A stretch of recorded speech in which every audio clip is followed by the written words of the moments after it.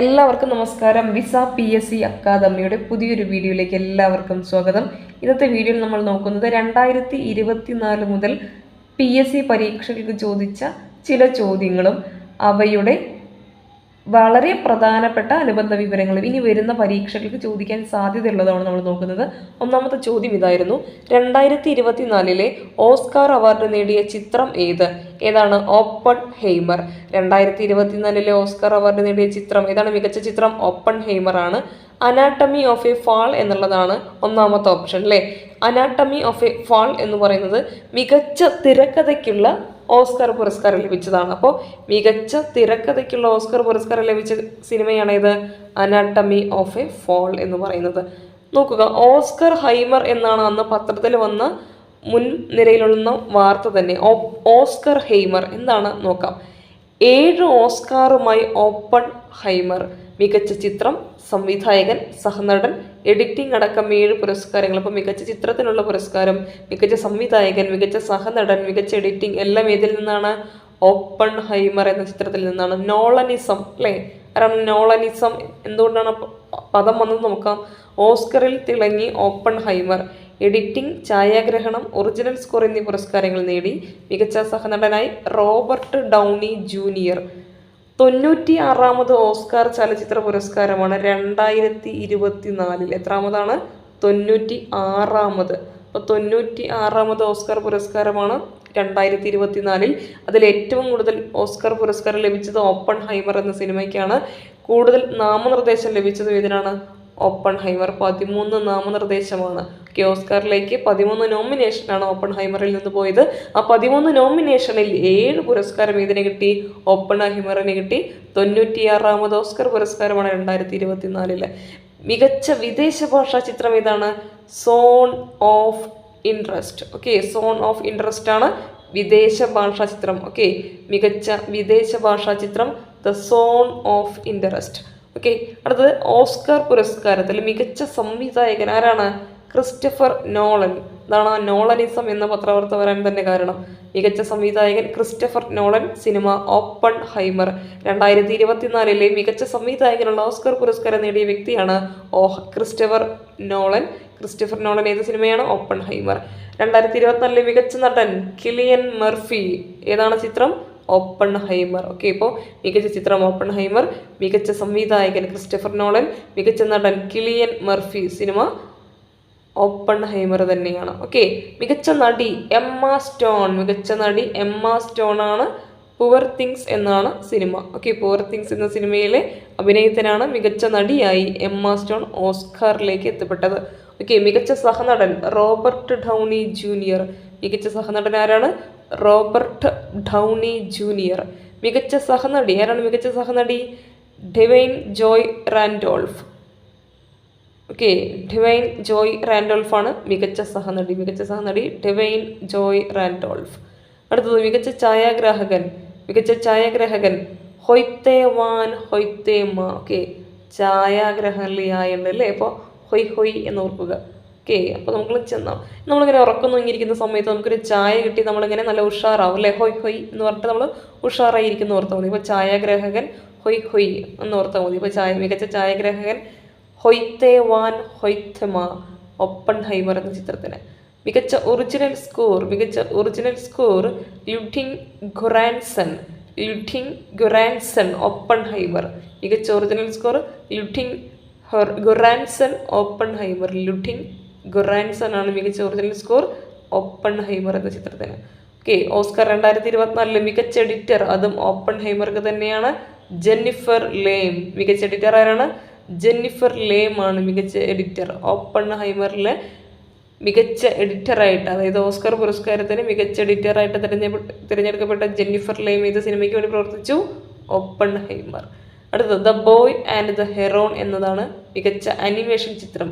The boy and the heron. Okay, the boy and the heron ആണ് മികച്ച animation ചിത്രം.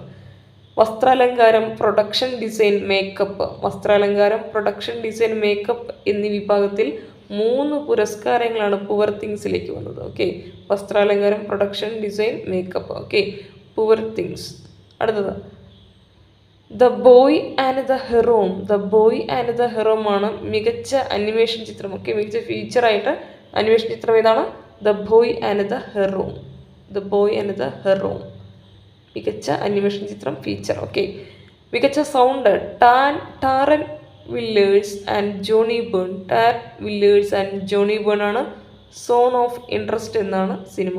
Okay, zone of interest എന്ന സിനിമയ്ക്ക് വേണ്ടിയിട്ട് ടാരൻ വില്ലേഴ്സും ജോണി ബേണുമാണ് മികച്ച സൗണ്ടിനുള്ള പുരസ്കാരം നേടിയത്. അപ്പോൾ ഇതിൽ വളരെ പ്രധാനപ്പെട്ട വ്യക്തികൾ, ഒന്ന് ക്രിസ്റ്റഫർ നോളൻ ഓർത്ത് വയ്ക്കണം, എമ്മ സ്റ്റോൺ ഓർത്ത് വയ്ക്കണം, അതുപോലെ തന്നെ ഹൊയ്ത്തേമ ഓർത്ത് വയ്ക്കണം, മികച്ച സഹനടൻ ഡിവൈൻ ജോയ് റാൻഡോൾഫ് ഓർത്ത് വയ്ക്കണം, മികച്ച സഹനടൻ റോബർട്ട് ഡൗണി ജൂനിയർ ഓർത്ത് വയ്ക്കണം, മികച്ച നടൻ കിലിയൻ മർഫി സിനിമ ഓപ്പൺഹൈമർ, മികച്ച നടി എമ്മ സ്റ്റോൺ. അതുകൂടാതെ വസ്ത്രാലങ്കാരത്തിനൊക്കെ ഏതിനായിട്ടിരിക്കുന്നത് പുവർ തിങ്സിനാണ്. അപ്പോൾ മികച്ച നടിയാരാണ്? Emma Stone. മികച്ച നടി എമ്മ സ്റ്റോൺ. മികച്ച വിദേശ ഭാഷാ ചിത്രം സോൺ ഓഫ് ഇൻട്രസ്റ്റ്. ഏറ്റവും കൂടുതൽ പുരസ്കാരം ലഭിച്ചത് ഓപ്പൺഹൈമർ. 13 നാമനിർദ്ദേശമാണ് പോയത്. ആ 13 നോമിനേഷനാണ് ഓസ്കാറിലേക്ക് പോയത്. 7 ഇതിന് തന്നെ കിട്ടി, ഓപ്പൺഹൈമർക്ക് കിട്ടി.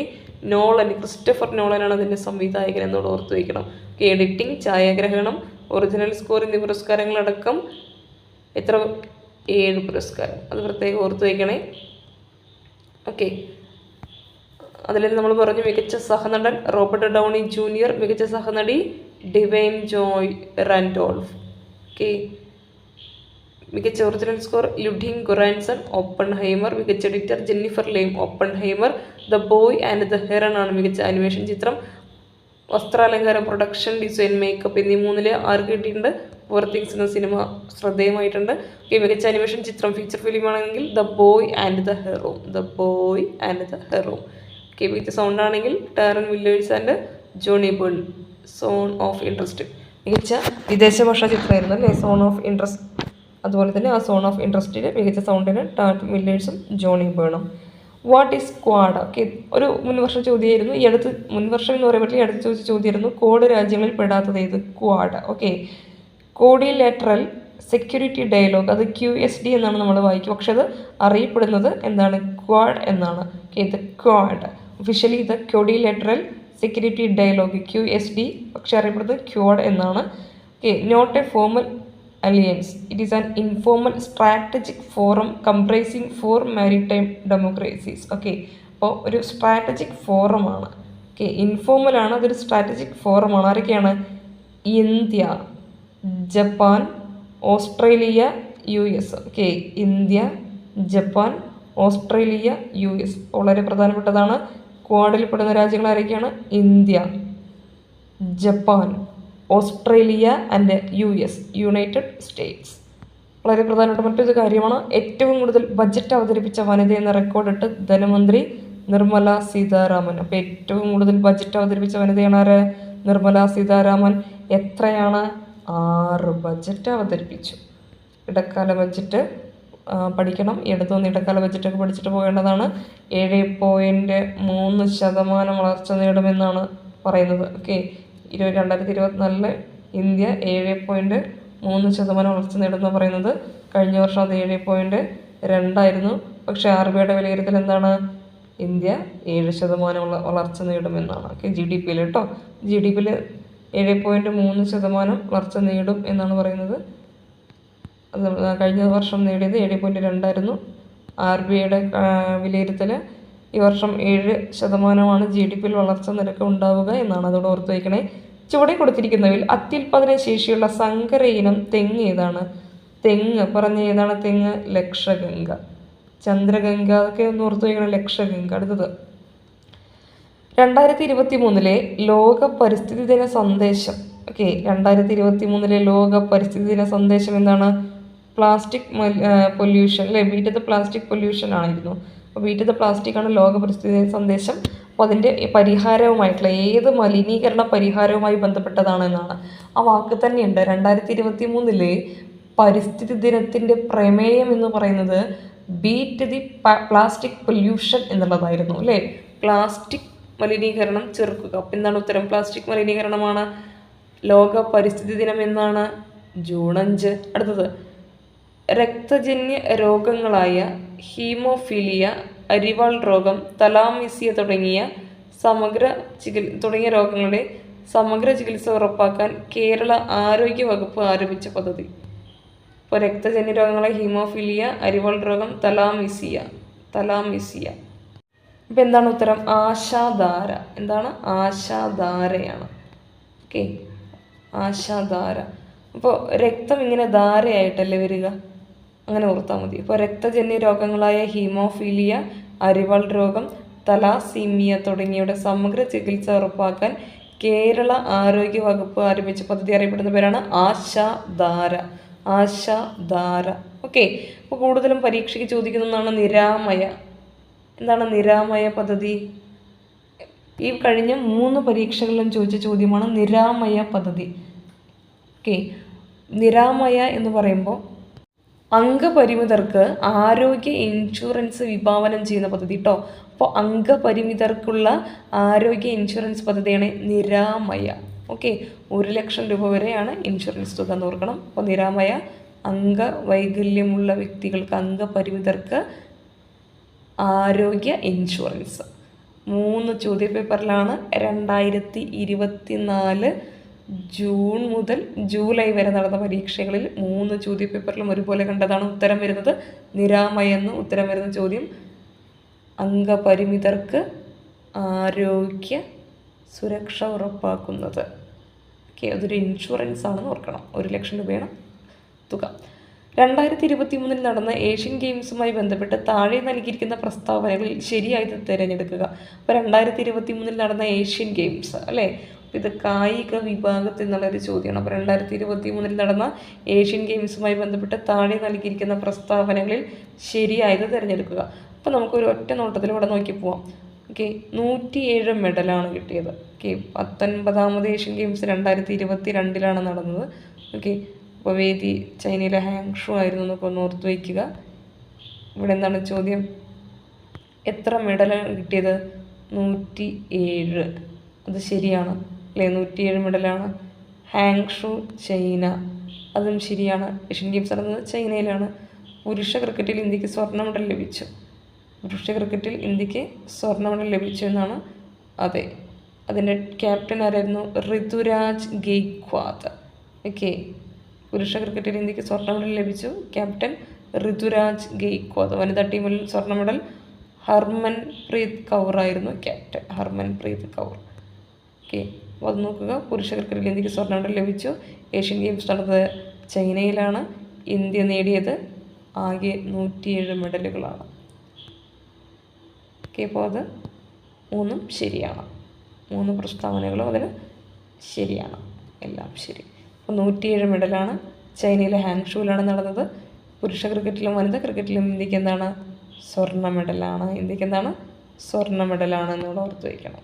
ഓക്കെ, 19ാമത് ഏഷ്യൻ ഗെയിംസ് ഇന്ത്യയുടെ സ്ഥാനം 4ാമതാണ്. 1ാം സ്ഥാനം ചൈനയാണ്. 1ാം സ്ഥാനം ചൈന, ഇന്ത്യയുടെ സ്ഥാനം 4. 1ാം സ്ഥാനം ചൈന, ഇന്ത്യയുടെ സ്ഥാനം 4. ഓക്കെ, അതിൽ ഓർക്കേണ്ട ഒരു കാര്യം, ക്രിക്കറ്റിൽ പുരുഷ ടീം സ്വർണം നേടി. ക്യാപ്റ്റൻ ഋതുരാജ് ഗെയ്ക്വാദാണ്. വനിതാ ടീമും സ്വർണ്ണമാണ് നേടിയത്. ക്യാപ്റ്റൻ ഹർമൻപ്രീത് കൗർ. ഓക്കെ, ക്രിക്കറ്റിൽ പുരുഷ ടീമും വനിതാ ടീമും സ്വർണ്ണമാണ് നേടിയത്. പുരുഷ ടീമിൻ്റെ ക്യാപ്റ്റൻ എന്നോട് പറഞ്ഞ് ഋതുരാജ് ഗെയ്ക്വാദ്. വനിതാ ടീമിൻ്റെ ഹർമൻപ്രീത് കൗർ. അടുത്തത് മെയ് 17 കേരളത്തിൽ സ്ത്രീ ശാക്തീകരണത്തിന് വേണ്ടി പ്രവർത്തിക്കുന്ന ഏത് സംഘടനയുടെ ദിനമായിട്ടാണ് ആചരിക്കുന്നത്? ഏത് സംഘടനയാണ്? കുടുംബശ്രീ. ഓക്കെ, യുനെസ്കോ സാഹിത്യ നഗര പദവിയുമായി ബന്ധപ്പെട്ട് ഈയിടെ വാർത്തകളിൽ വന്ന കേരളത്തിലെ നഗരം. യുനെസ്കോ സാഹിത്യ നഗര പദവി പറഞ്ഞേ കോഴിക്കോട്. ഓക്കെ, സംഗീത നഗരമാണെങ്കിൽ ഗോളിയാർ. സംഗീതമാണെങ്കിൽ എന്താണ്? ഗ്വാളിയർ. എവിടെയാണ് ഗ്വാളിയർ? ഗ്വാളിയർ മധ്യപ്രദേശിലാണ്. അപ്പോൾ സംഗീത നഗരം ഗ്വാളിയർ, മധ്യപ്രദേശ്. കേരളം കോഴിക്കോട് ജില്ലയാണ് എന്തായിട്ട് വരുന്നത്? സാഹിത്യ നഗരം. അപ്പോൾ ഗ്വാളിയർ എന്ന് പറയുമ്പോൾ മധ്യപ്രദേശിലാണ്. സാഹിത്യ നഗരം കോഴിക്കോട് കേരളത്തിലാണ്. ഓക്കെ, അഭിമാന നിമിഷം എന്ന് പറഞ്ഞാൽ അന്ന് പത്രത്തിൽ വന്നതല്ലേ കോഴിക്കോട് ഇനി സാഹിത്യ നഗരം, യുനെസ്കോ അംഗീകാരം ലഭിക്കുന്ന ആദ്യ ഇന്ത്യൻ നഗരമാണ്. അപ്പോൾ സാഹിത്യത്തിൽ ഓർത്ത് വയ്ക്കണം കോഴിക്കോട്. 2023 വയലാർ അവാർഡ് നേടിയ ജീവിതം ഒരു പെൻഡുലം എന്ന കൃതി രചിച്ചത്. ജീവിതം ഒരു പെൻഡുലം, ശ്രീകുമാരൻ തമ്പി. ശ്രീകുമാരൻ തമ്പിയുടെ കൃതിയാണ് ജീവിതം ഒരു പെൻഡുലം. വയലാർ പുരസ്കാരം അല്ലേ. എസ് ഹരീഷിന് കിട്ടി 2022 കൃതി മീശ. ബെന്യാമിന് കിട്ടി 2021 കൃതി മാന്തളിരിലെ 20 കമ്മ്യൂണിസ്റ്റ് വർഷങ്ങൾ അല്ലേ. ബെന്യാമിന് 2021 മാന്തളിരിലെ 20 കമ്മ്യൂണിസ്റ്റ് വർഷങ്ങൾ. മാന്തളിരിലെ 20 കമ്മ്യൂണിസ്റ്റ് വർഷങ്ങൾ 2021 വയലാർ പുരസ്കാര ജേതാവ്. ഇനി KR മീര 2014 ആരാച്ചാർ. KR മീര 2014 ആരാച്ചാർ. ഓക്കെ, അതോടെ ഓർത്ത് വയ്ക്കണം. പിന്നെ ഒരു കാര്യം, 2021 വയലാർ പുരസ്കാരം എന്ന് പറഞ്ഞു അല്ലേ. ജീവിതം ഒരു പെൻഡുലം ഏത് വിഭാഗത്തിൽ പെടുന്നു എന്ന് ചോദിക്കും. ഏത് വിഭാഗത്തിലാണ്? ജീവിതം ഒരു പെൻഡുലം ആത്മകഥയാണ്. ആരുടെ ആത്മകഥ? ശ്രീകുമാരൻ തമ്പിയുടെ ആത്മകഥയാണ് ജീവിതം ഒരു പെൻഡുലം. ജീവിതം ഒരു പെൻഡുലം ആണല്ലേ. ജീവിതം ഒരു പെൻഡുലം, ശ്രീകുമാരൻ തമ്പി ആത്മകഥയാണ് അദ്ദേഹത്തിൻ്റെ. ഒരു കാര്യം ശ്രദ്ധിക്കുക, വയലാർ പുരസ്കാരം എന്നാണ് കൊടുക്കുക എന്ന പരീക്ഷയ്ക്ക് ചോദിച്ചിരുന്നു. ഒക്ടോബർ 27 വയലാർ രാമവർമ്മയുടെ സ്മരണാർത്ഥം ശ്രീ വയലാർ രാമവർമ്മ ട്രസ്റ്റാണ് വയലാർ രാമവർമ്മയുടെ പേരിൽ ആ പുരസ്കാരം നൽകുന്നത്.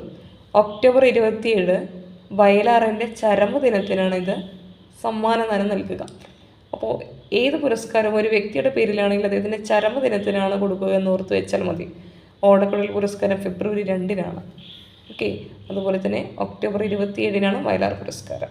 ഫെബ്രുവരി 2 ജി ശങ്കരക്കുറുപ്പിൻ്റെയും ഒക്ടോബർ 27 വയലാറിൻ്റെയും ഓർമ്മ ദിനമാണ്, അതായത് ചരമദിനമാണെന്ന് ഓർത്ത് വയ്ക്കുക. അപ്പോൾ ഒക്ടോബർ 27 വയലാർ പുരസ്കാരം, ഫെബ്രുവരി 2 ഓടക്കുഴൽ പുരസ്കാരവും കൊടുക്കും എന്ന് ഓർത്ത് വെച്ചാൽ മതി. റിസർവ് ബാങ്ക് ഓഫ് ഇന്ത്യയുടെ ഗവർണറായി ഇപ്പോൾ സേവനമനുഷ്ഠിക്കുന്നത് ആരാണ്? ശക്തികാന്തദാസ്. ഓക്കെ, ശക്തികാന്തദാസ് എത്രാമത് RBI ഗവർണറാണെന്നൊന്ന് കമൻറ്റ് ബോക്സിലിടണേ. ശക്തികാന്തദാസ് എത്രാമത് RBI ഗവർണറാണ്? അടുത്തത്, ദേശീയ മനുഷ്യാവകാശ കമ്മീഷൻ്റെ അധ്യക്ഷൻ അരുൺകുമാർ മിശ്ര. ഓക്കെ. അടുത്തത്, ശാസ്ത്രലോകത്ത് ഇന്ത്യയുടെ അഭിമാനമായ ചാന്ദ്രയാൻ 3 വിക്ഷേപിച്ച തീയതി. ചാന്ദ്രയാൻ 3 എന്നാണ്? ജൂലൈ 14, 2023. ജൂലൈ 14, 2023 വിക്ഷേപിച്ചത്. അപ്പോൾ ദക്ഷിണ ധ്രുവത്തിലിറക്കിയ ആദ്യത്തെ രാജ്യം ഇന്ത്യയാണ്.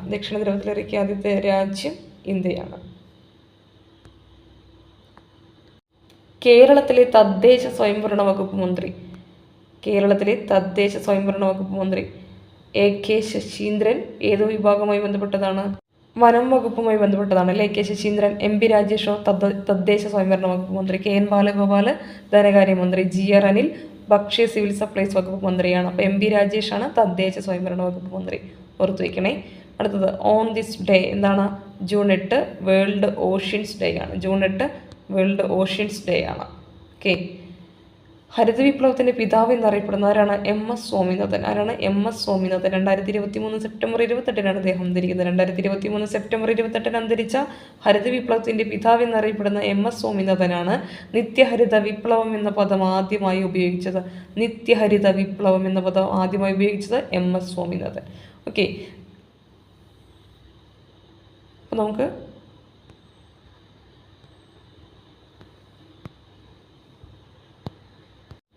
കൂടുതൽ ചോദ്യങ്ങളും ഉത്തരങ്ങളുമായി വീണ്ടും കാണാം.